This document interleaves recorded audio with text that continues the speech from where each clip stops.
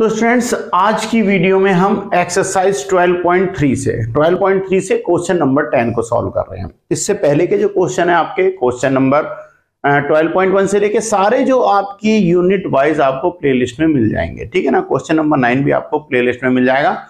Start करते हैं question number 10 को। तो क्वेश्चन नंबर 10 आपसे क्या कह रहा है देख लीजिए, पढ़ते हैं क्वेश्चन को। क्वेश्चन नंबर 10 में हमें क्या दिया हुआ है, एक ये इक्विलेटरल ट्राइंगल दिया हुआ है ABC और इसका एरिया क्या दिया हुआ है 17,320.5।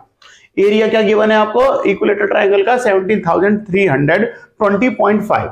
अब आगे क्या कह रहा है, इस त्रिभुज के प्रत्येक शीर्ष को केंद्र मानकर एक भुजा के आधे के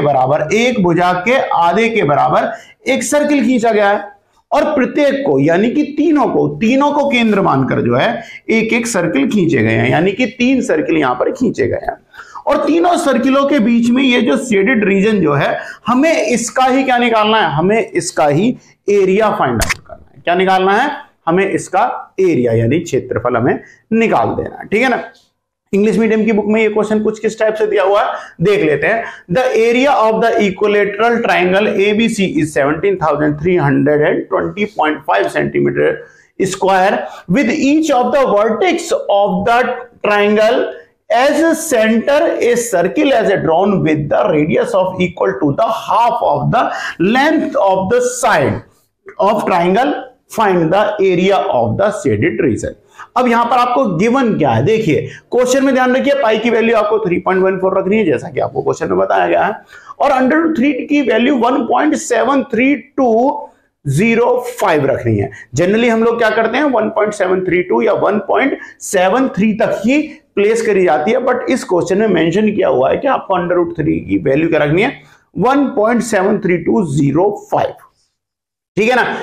तो अब क्या करेंगे, सबसे पहले आपको देखो क्वेश्चन का फॉर्मेट अगर हम बना लेते हैं, देखो फर्स्ट हमें क्या चाहिए, देखियो एरिया ऑफ ट्राइंगल आपको दिया हुआ है तो यहां से हम साइड निकालेंगे, साइड फाइंड आउट करनी है। सबसे पहले क्या करना है, फाइंड आउट द साइड, ठीक है ना, find out the side of triangle, ये निकाल लेंगे। अब जब इसकी साइड आ जाएगी तो उसका हाफ करेंगे तो आपको रेडियस ऑफ द सर्किल आ जाएगा। तो सेकंड पार्ट में क्या हो जाएगा, रेडियस ऑफ सर्किल,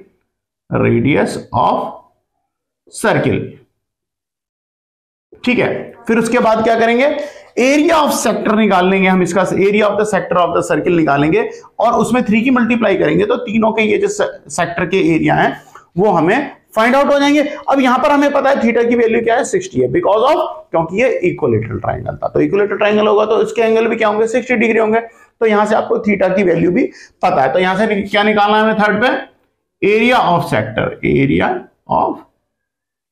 सेक्टर, वो कैसे निकालते हैं, theta upon 360 into pi r square से निकालेंगे।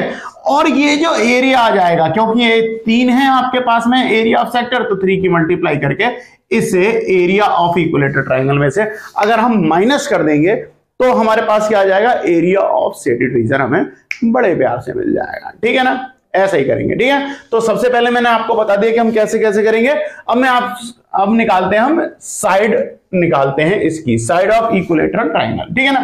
तो क्या होगी, साइड ऑफ इक्विलेटरल ट्राइंगल, ठीक है। इसे निकालोगे तो क्या हो जाएगा, साइड ऑफ इक्विलेटरल ट्राइंगल क्या होती है, √3/4 एरिया का फॉर्मूला लगेगा, ठीक है ना। तो यहां से क्या करेंगे, अगर हम यहां से निकाल रहे हैं side of equilateral triangle equal to क्या हो जाएगा, √3/4 इंटू क्या हो जाएगा a स्क्वायर।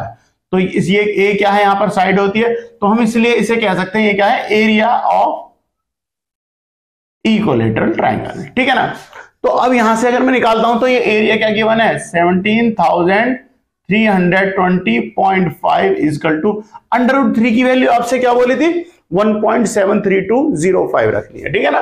तो मैं रख देता हूं 1.73205 अपॉन 4 इंटू क्या हो जाएगी a स्क्वायर। इसका अगर मैं यहां से क्रॉस मल्टीप्लाई करूंगा तो क्या हो जाएगी 17320.5 इंटू 4 इक्वल टू क्या हो जाएगा 1.73205 इंटू a स्क्वायर, ठीक है ना।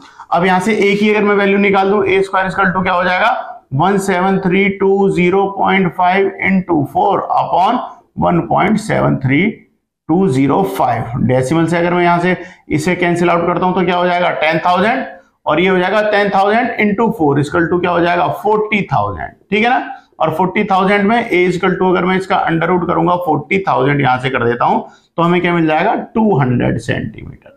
तो साइड ऑफ इक्विलेटरल ट्राइंगल हमें क्या मिल गई है, साइड ऑफ इक्विलेटरल ट्राइंगल क्या हो गई आपकी 200, ठीक है।